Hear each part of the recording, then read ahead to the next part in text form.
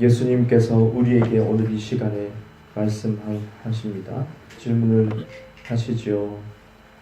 너를 고발하던 그들이 어디 있느냐? 그리고 너를 정죄한 자가 없느냐? 라고 물으십니다. 너를 고발하는 자가 그들이 어디 있느냐? 그리고 너를 정죄하는 자가 없느냐? 라고 예수님이 우리에게 물으십니다. 나를 고발하고 나를 정죄하는 자, 그들이 있니 없니?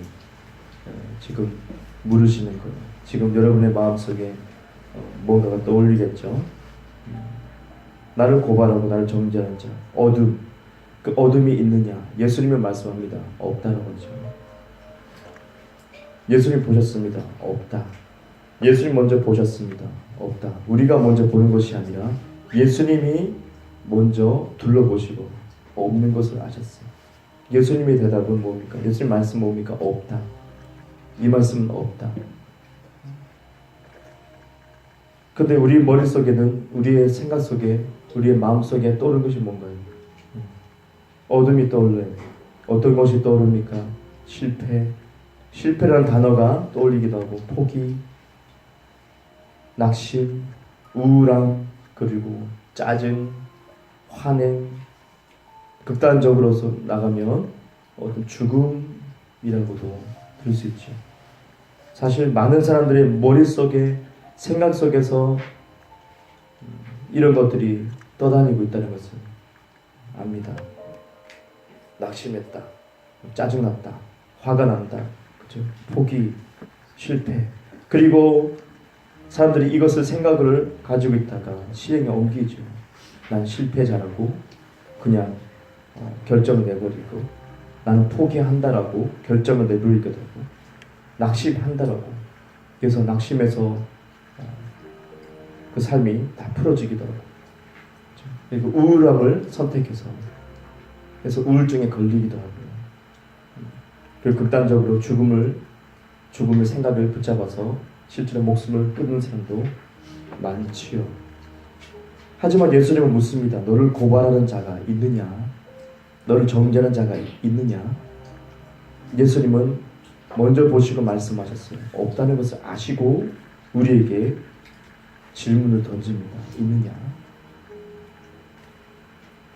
근데 많은 사람들 머릿속에 바로 이런 어둠의 생각들이 계속 남아있다는 것이죠. 남아있다는 것이죠. 근데 예수님은 보셨으니까 없다. 왜일까요? 바로 우리가 예수님을 믿음을 통해서 예수님이 우리에게 오셨으므로, 우리 안에 거하심으로 예수님의 어떠한 영역들, 자세히 말씀드리면 길과 진리와 생명의 영역들, 예수님의 영역이 우리에게 주어진 것이죠. 예수님의 영역이 우리에게 주어졌기에 우리의 영역은 예수님의 영역 안에 있다는 거죠.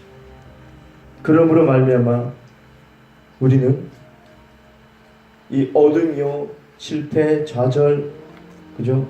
낙심, 우울, 짜증, 화남, 죽음, 여기서부터 우리는 구출받을 수 있어요. 더 이상 이것은 우리의 것이 아니라는 거죠.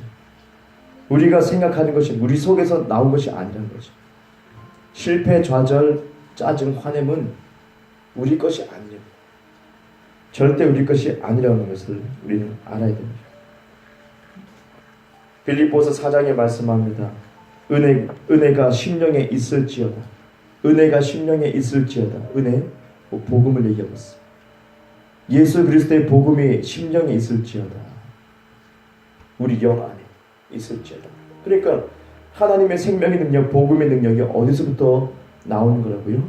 바로 우리 안에서부터, 심령, 우리 거듭난 영에서부터 뿜어져 나오는 거예요. 발산돼 나오는 거예요.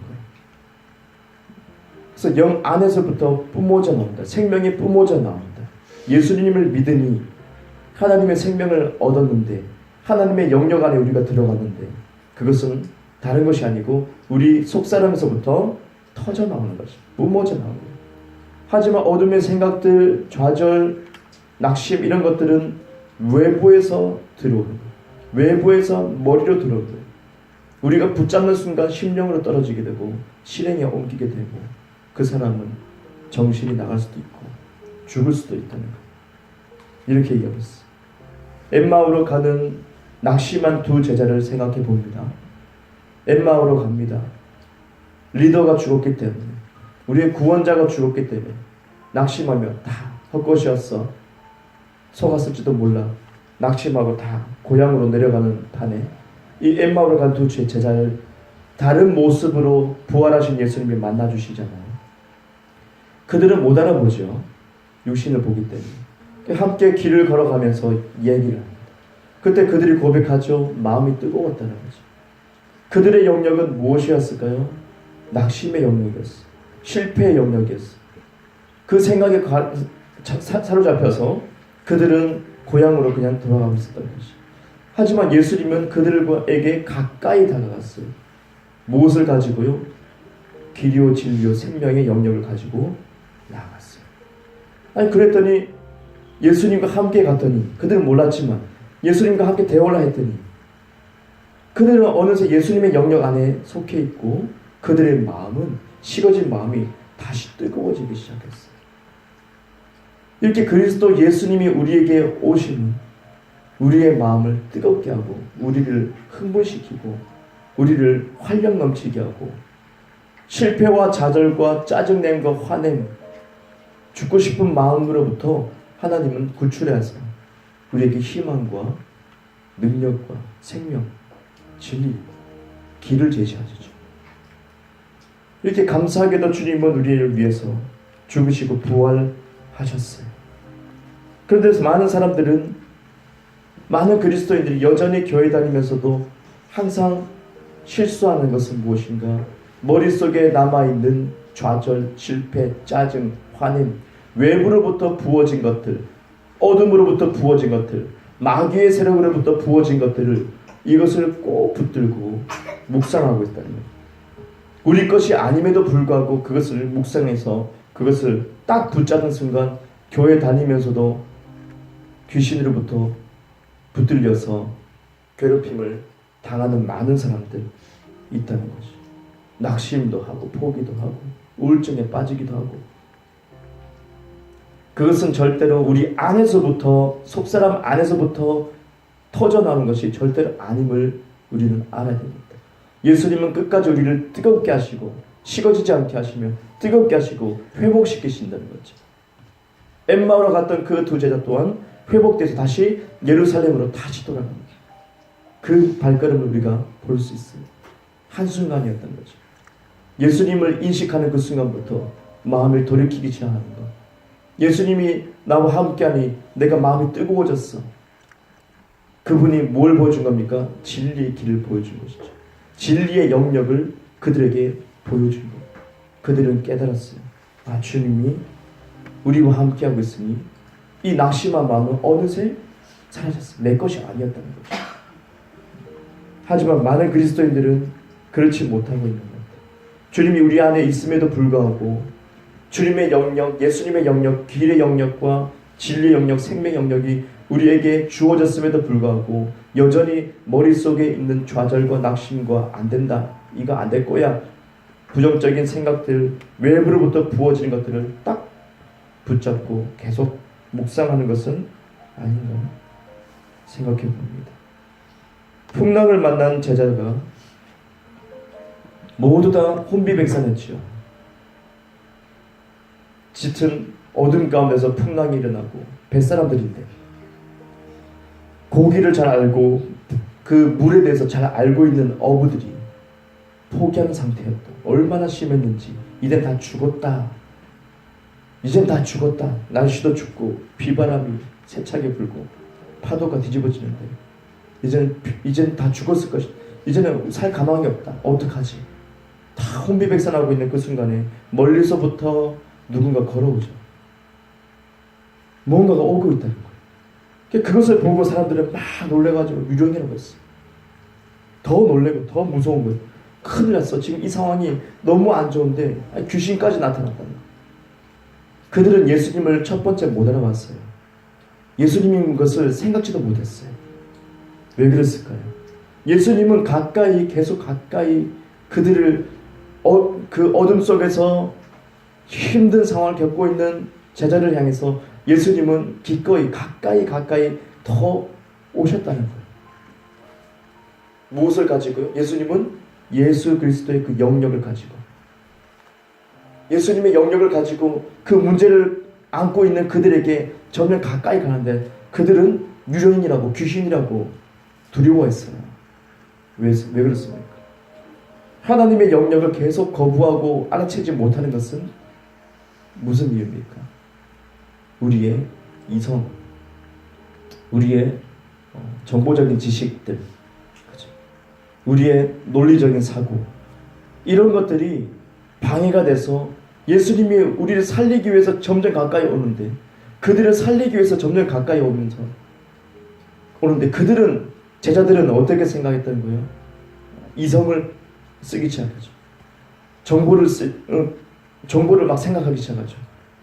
이 어두운 시간에 물 위에서 어떤 물체가 점점 오고 있다는 거,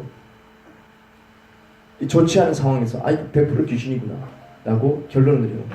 유령이다, 귀신이다 라고 생각했어요. 그들은 생각지도 못했어요. 그들의 이성은 귀신으로 결론 내린 거예요. 하지만 예수님은 뭘 보여주십니까?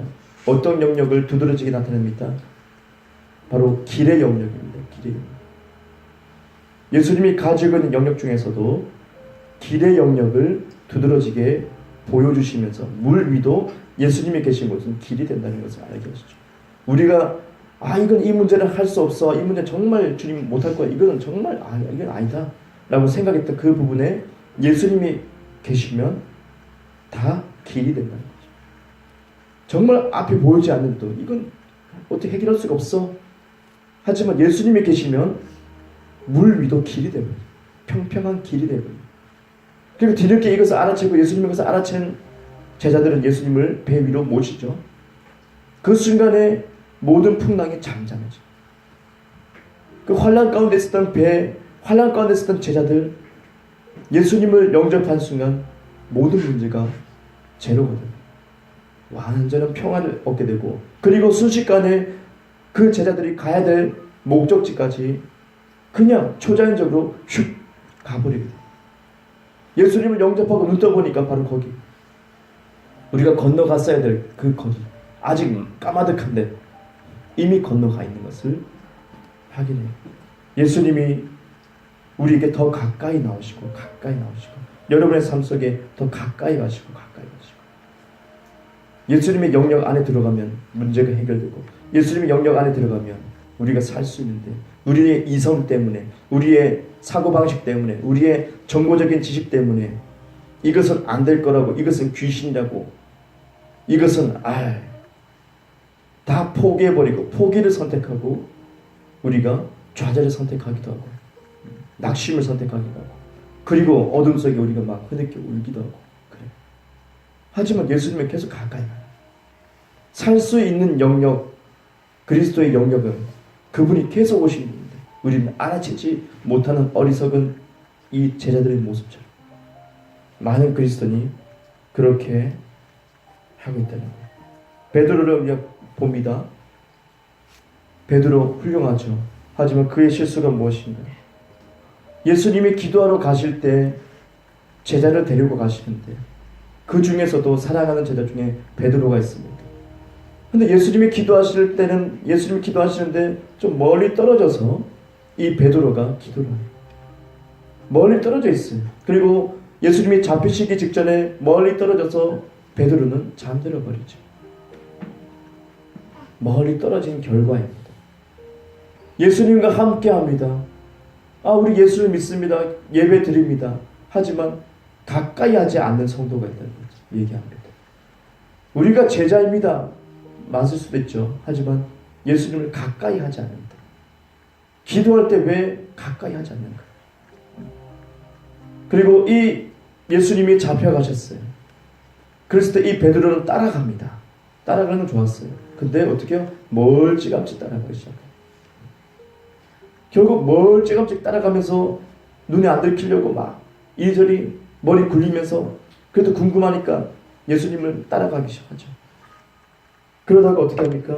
3번이나 예수님을 부인하게 돼요. 결정적일 때 예수님과 가까이 있지 못하고 멀리 떨어져 있는 베드로처럼 결론적으로 예수님을 부인해버리는, 3번이나 부인해버리는 결론을 하게 돼요. 예수님은 가까이 하기 원하십니다.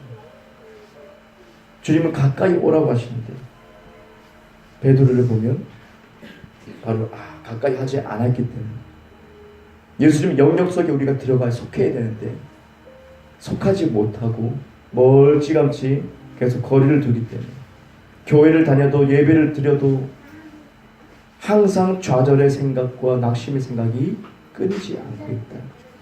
그리고 예수를 믿으면서도 자살을 또 선택하는 사람도 있다는 거죠.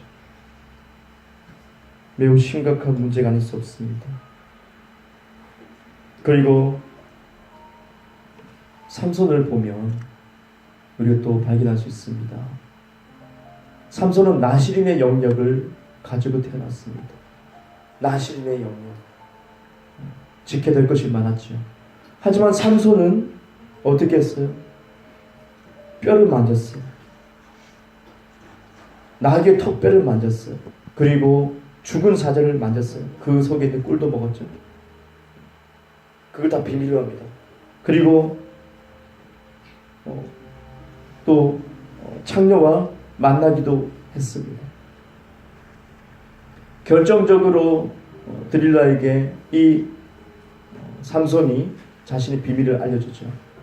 한 번도 머리를 삭도를 자르지 않았다는 거죠. 나실인의 마지막 영역이라고 할 수 있어요. 근데 이것을 말해버리고 말이죠. 이것이 내가 잘 잊으면 힘을 잃게 된다. 그리고 이것을 말했을 때 실제로 머리가 밀리면서 순간적으로 이 삼손은 힘을 잃게 됩니다. 초자연적인 힘을 잃게 됩니다. 그리고 눈알이 빠지게 되고 비참한 신세가 되죠. 그의 실수가 무엇인가요? 나실인의 거룩한 영역을 부여받았는데도 불구하고 이 삼손은 그 영역들에 있어서 소홀했던 거죠. 귀중하게 여기지 못했던 거예요. 하나님의 영역을 귀중하게 여기지 못했던 거예요. 우리는 나실인이 아니죠. 우리는 그리스도인이죠. 우리는 새로운 존재이죠. 이처럼 우리도 예수 그리스도를 믿으면서 우리가 예수님의 영역 안에 들어왔어요. 예수님의 길이요 진리요 생명 영역이 있다는 것이죠. 그런데 우리가 이것을 소홀하게 여긴다는 문제가 여기 있습니다. 그리스도인들의 생각 속에서 좌절과 어둠의 생각을 왜 붙들고 왜 삶 속에 어둠의 결과가 나타났는지, 우리가 속해 있는 영역들, 예수 그리스도 안에 속해 있는 것,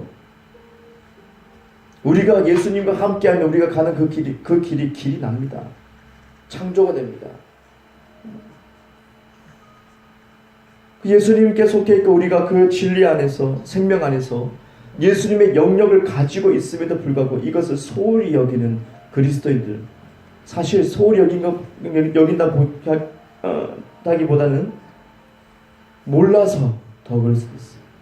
예수님의 영역이 나에게 이미 주어졌다는 것을 못 들어서, 그저 예수님의 영역을 내가 얻기 위해서 노력을 했지 이미 주어졌다는 것을 못 들어서, 복음을 잘 못 들어가지고 다른 복음을 들어가지고 계속 그 영역을 가지려고만 했지 이미 주어졌다는 것을 몰라서 사람들은 어떻게 해요? 소홀하게, 이 삼손처럼 소홀해질 수밖에 없는 것. 예수님의 영역이 내 안에 있는데, 그래서 이것을 생각을 못하게 되는 거예요. 하나 둘 소홀해지기 시작하는 거예요. 그러면서 머릿속에 외부로부터 주입되는 좌절을 붙들는 거예요. 외부로부터 주입되는 어둠을 붙들기 시작하는 거예요. 그리고 할 수 없다라고 결론을 내버리는 것이, 이런 실수를 범하게 되는 거예요. 그리스도께서 우리 안에 그분의 영역을 이미 우리 영 안에서부터 풀어놓으셨는데도 불구하고 우리는 알아차리지 못하고 있는 것이죠. 아주 안타까운 모습인 것을 알 수 있습니다. 이렇게 예수님은 영역에 대해서 중요하게 말씀하세요. 요한복음 21장 12절 보니까 성전에 가셨는데 장사를 하고 있죠.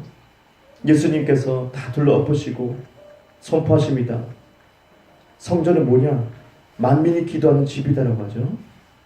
이 말은 무슨 말입니까? 성전이란 것은 기도의 영역이라는 것을 얘기하고 있어요. 기도는 무엇이에요? 일방적으로 쏘아붙이는 것이 아니고 대화하는 거죠. 주님과의 교제가 이루어진 게 기도예요.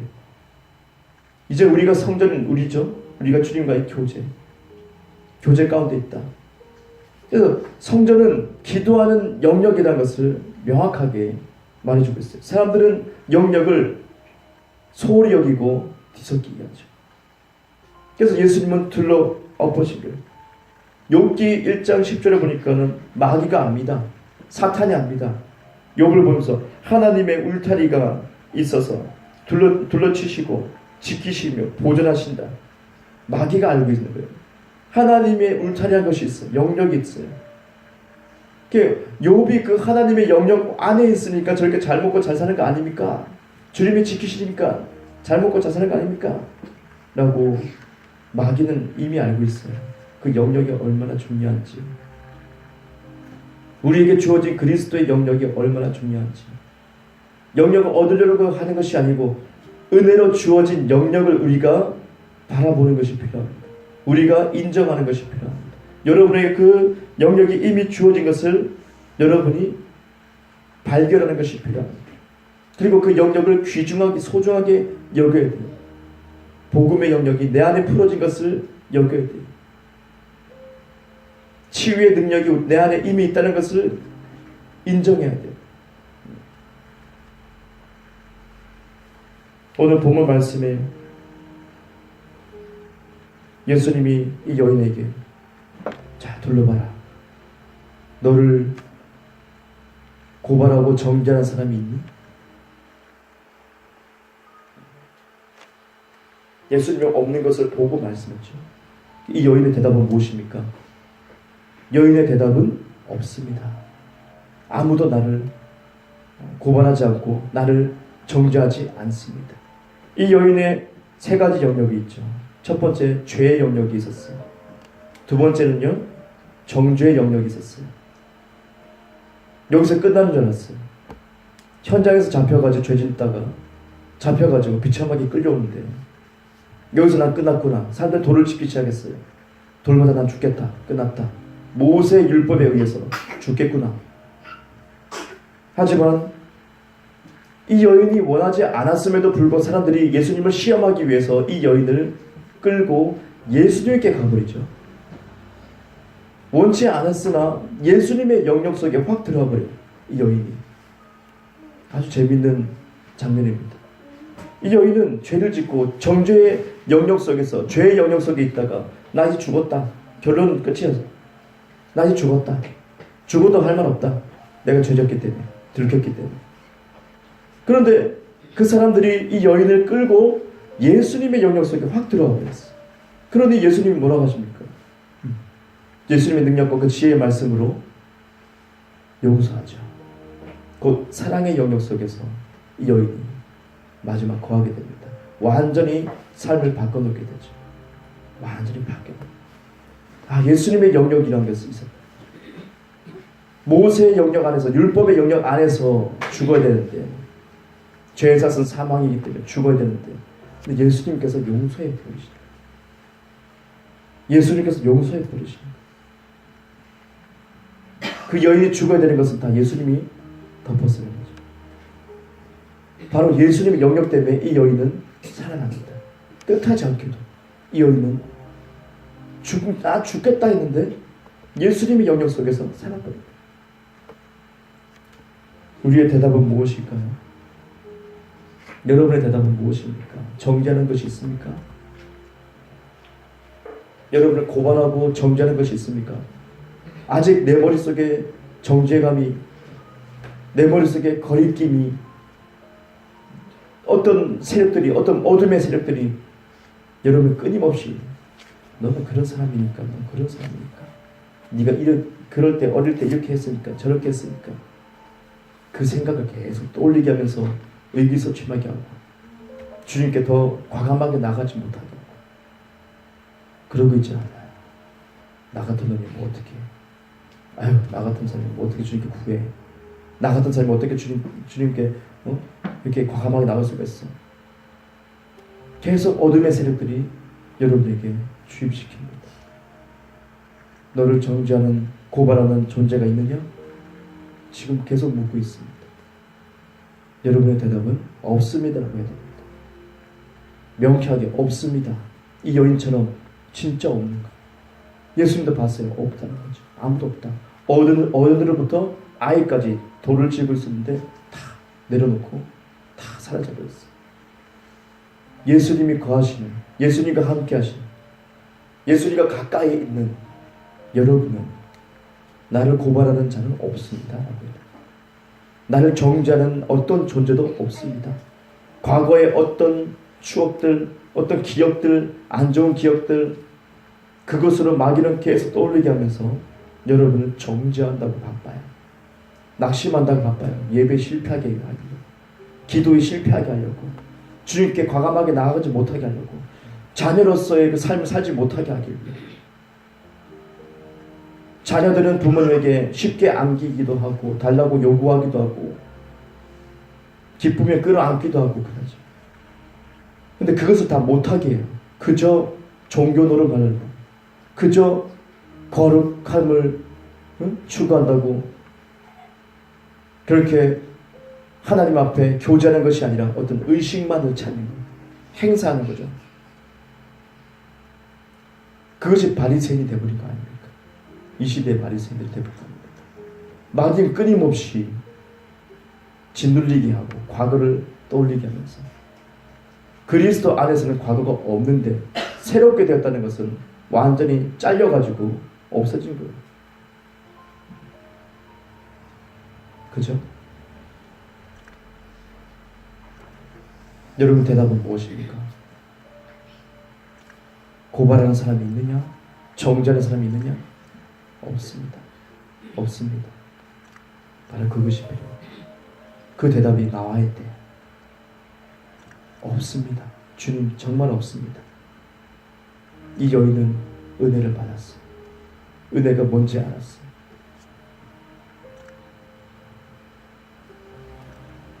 진짜 사람을 변화시키고 진짜 사람을 주님의 제자로 만드는 것은 무엇인가요? 죄를 들춰내가지고 너 이거 잘못했고 이게 잘못됐으니까 회개하시라고 그게 사람을 변화시킬까요? 절대 그렇지 않아요. 근데 사람들은 그렇죠. 모세 율법에 의해서 어떻게 하면 좋겠습니까? 예수님에게 묻는 거예요. 율법을 들이대고 있는 거예요. 하지만 그러면 그럴수록 어떻게 죄는 더 커집니다. 더 커집니다. 반항적으로 더 커집니다. 하지만 예수님은 뭘 보여주십니까? 사랑의 법을 보여주십니다.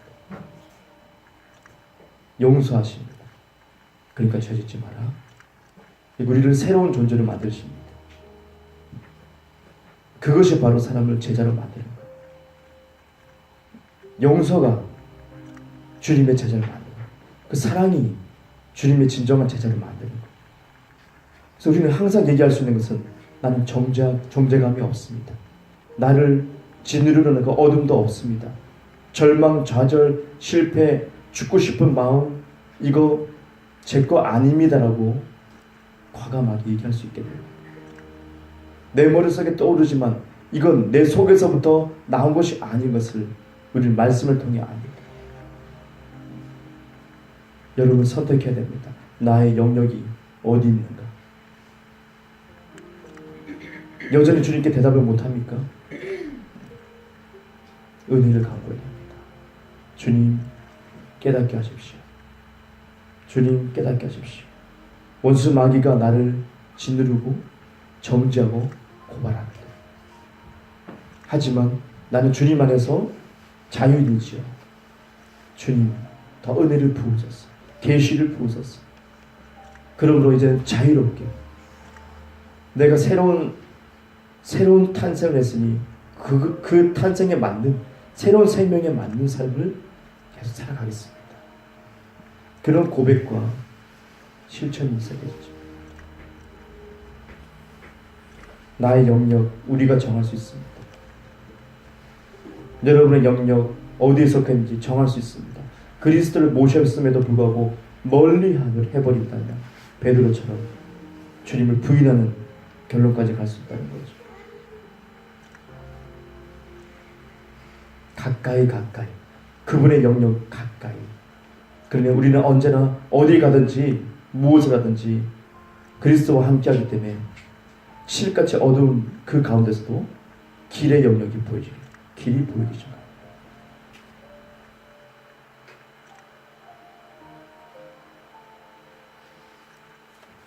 오늘 이 시간에 우리의 영역을 생각합니다.